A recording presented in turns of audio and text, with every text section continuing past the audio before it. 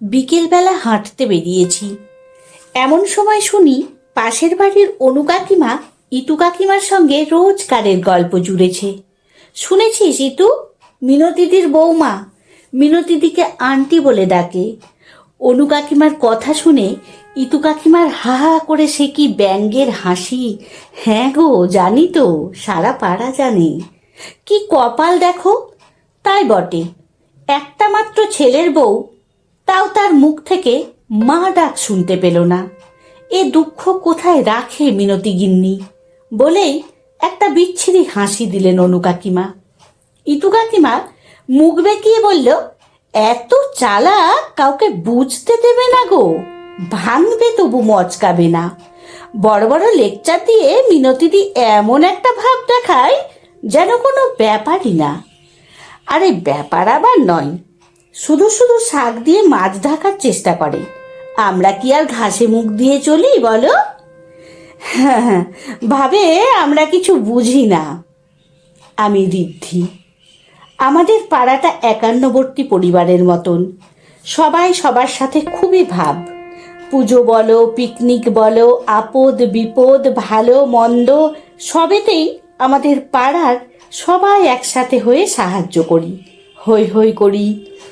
এর মধ্যে কিছু জনের নিয়ম করে পিএনপিসি চলে, তো আজ সেটাই হচ্ছিল। আমাদের বাড়ির সামনে যে বসার জায়গাটা আছে, অনু কাকিমা ইতু কাকিমার গল্প শুনে আমি খুব অবাক হয়ে গেলাম। যারা পরের এত সমালোচনা করছে, তাদের বাড়ির খবর অন্তত আমি খুব ভালো করেই জানি। অনু কাকিমার নিজেরও একটা বৌমা আছে, চাকরি করে, ভালো পরিবারের মেয়ে, পেশায় সফটওয়্যার ইঞ্জিনিয়ার। আর কাকিমার ছেলে পলাশ, ও খুব ভদ্র আর সভ্য, ব্যাংকে চাকরি করে। তো কাকিমা প্রতিদিন অশান্তি করে বৌমাকে নিয়ে। কেন সে চাকরি করবে? কেন সে দেরি করে বাড়ি ফিরবে? কেন সে সারাদিন সংসারে সব কাজ করবে না? কাকিমার কথায় বউ তো চাকরি করে না, ছাই, সেজে গুজে টিফিন গুছিয়ে আড্ডা দিতে যাওয়া আর আসা, আর মাসের শেষে সরকারি চাকরির কারি কারি টাকা। মোট কথা, বৌমার সবেতেই তার চক্ষুশূল। মায়ের কথায় একদিন ওদের বাড়িতে টিফিন কৌটোটা চাইতে গেলাম। গিয়ে দেখি অনু কাকিমার বৌমা মা বলে মিষ্টি করে ডেকে বলল, ও মা, ঋদ্ধি এসেছে, ওদের টিফিন বাটিটা কোথায় আছে দাও তো। অথচ দিন দুয়েক আগেই বৌমাকে কাকিমা কি অকথ্য ভাষায় গালিগালাজ করছিল। আমি ওপরের ঘর থেকে নিজের কানে সব শুনেছি। সে কিনা কোনো বন্ধুর বাড়িতে জন্মদিনে গিয়ে রাত করে বাড়ি ফিরেছে।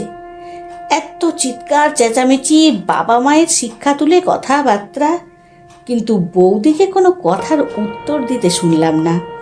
আসলে শিক্ষিত শান্তপ্রিয় মেয়েটা কদিন যেতেই বুঝে গিয়েছিল এই মানুষটাকে বেশি ঘাঁটানো ঠিক হবে না, ওতে ওরই সম্মান নষ্ট হবে। তবে বৌদির হয়ে পলাশদা মাকে উচিত কথাটা বলতো, তাতে কাকিমা আরও রেগে যেত। বৌমা ছেলেকে বশ করে ফেলেছে, সবসময় এই কথা বলে বৌমার ওপর আরও বেশি বেশি বিদ্বেষ উগড়ে দিত। এইসব জানার পরও তাদের এই কথোপকথন আমাকে আরও বড্ড অবাক করল। মানুষের কি অপরের সমালোচনা করার আগে একবারও নিজের কথা মনে পড়ে না? ভারী অদ্ভুত। শাশুড়ি শ্বশুর যদি মা বাবার ভূমিকা পালন করতে না পারে, বা উল্টো দিক থেকে বৌমা যদি মেয়ের দায়িত্ব পালন করতে না পারে, তাহলে কিসের জন্য অচেনা মানুষগুলোকে মা বাবা বলে সম্বোধন করতে হবে? যে যাতে কমফোর্টেবল হয় হোক না, এগুলো জোর করে চাপিয়ে দেওয়া ছাড়া আর কিছুই নয়। গাল ভরে মা অথবা বাবা বলে ডাকলে হয়তো সমাজের কাছে ভালো সেজে থাকা যায়, কিন্তু মনের মিল যেখানে নেই, সেখানে মা বাবা বলে শুধু ডাকতে হয়, বলেই ডাকতে হয়।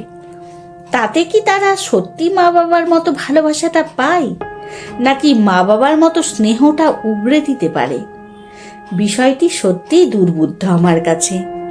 আসলে মিনতি কাকিমার গল্পটা একটু অন্যরকম। দেখে শুনে বিয়ে হয়েছে মিনতি কাকিমার ছেলের। মেয়ে একদম ঘরোয়া, বাড়ির সমস্ত কাজে এক্সপার্ট। কাকিমার বৌমা রিয়া বৌদিকে বলতে শুনেছি আমার মা স্কুল টিচার ছিলেন, চাইলেও মা আমাদের একদম সময় দিতে পারতেন না।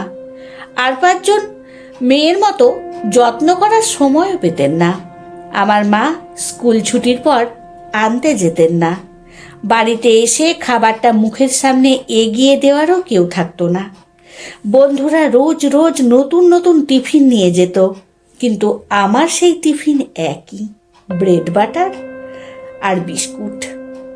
এছাড়া নতুন কিছুই হতো না। কিন্তু মায়ের কিছুই করার ছিল না। ওই সময় বাবা ভীষণ অসুস্থ ছিল, ব্যবসার অবস্থা খুব খারাপ ছিল। তাই মা আমার জন্য চাকরি ছেড়ে দেওয়ার কথা ভাবতেই পারতেন না। আক্ষেপ ছিল বৌদির, তাই পড়াশুনো ভালো করে শিখলেও চাকরিটা সে করতে চায়নি, একটা পরিপূর্ণ সংসার চেয়েছিল। তো সেই রিয়া বিয়ের পর নতুন এসে থেকেই মিনতি কাকিমাকে আন্টি আর শ্বশুরকে আঙ্কেল বলে ডাকতে শুরু করলো। বউ দেখতে একঘর লোকজন এসেছে। হঠাৎ রিয়া বলল, আন্টি তুমি গয়নাগুলো তোমার লকারে ঠিক করে রেখে দাও, আমি দরকার মতো চেয়ে নেব কেমন? এই আন্টি বলা শুনে তো সবার চক্ষু চড়ক গাছ। তখন ইতু কাকিমা বলল, হ্যাঁ গো, নতুন বউ শাশুড়িকে আন্টি বলছো? মা বাবা কি কিছুই শেখায়নি? পরিবারে থাকবে অথচ স্বামীর মাকে মা বলবে না, বাবাকে বাবা বলবে না, এ কেমন বিচার? শুনে ঘর শুদ্ধ সকলে চুপ হয়ে গেল। সবার মনের কথাই যেন ঠোটকাটা ইতু কাকিমা বলে দিলেন। কিন্তু মিনতি কাকিমা বলতে শুরু করলো, আসলে কি বলতো ইতুদি, ডাক হলো একটা নিয়ম, আমাদের তৈরি করা নিয়ম। সম্পর্ক ডাক দিয়ে গড়ে ওঠে না, গড়ে ওঠে মনের মিলে। সবে তো এ বাড়িতে পা ফেলেছে, গা থেকে এখনো হলুদের গন্ধ যায়নি, এর মধ্যেই একদম অপরিচিত মানুষ ওর মা হয়ে গেল। ও আমাকে এখনো চিনেই উঠতে পারেনি। আর এক জীবনে একটা মানুষকে পুরোপুরি চিনে ওঠা যায় না, কিছুটা সময় লাগে। তাই দুম করে মায়ের জায়গাটা যাকে তাকে দিয়ে দিলেই হয় না। মা আমাদের সবার কাছে, সবার ওপরে, মা তো মাই হয়। শুনেই ইতু কাকিমা মুখ ভার করে বললেন, তো তোমার এই বৌমা স্পেশাল নাকি গো? আমাদের বউরা তো এসে থেকেই মা বলে ডাকে, শুনে মনটা ভরে যায়।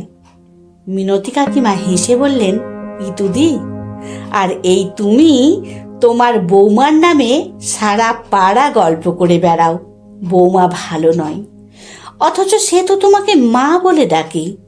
তোমার বৌমার সাথে কি তোমার সেই মধুর সম্পর্কটা আছে বলো? তুমি কি মেয়েটার মা ডাকের মর্যাদা দিতে পারো? মন থেকে বলো তো। শুনে সারা ঘরে পিন ড্রপ সাইলেন্স। রিয়া বৌদি খুব সুন্দর করে বলেছিল, জেঠিমা, বাপি, মামুনি, মা, বাবা এগুলো তো একটা ডাক, বই তো কিছুই নয়। মুখে মধু আর অন্তরে বিষ নিয়ে সংসার হয়।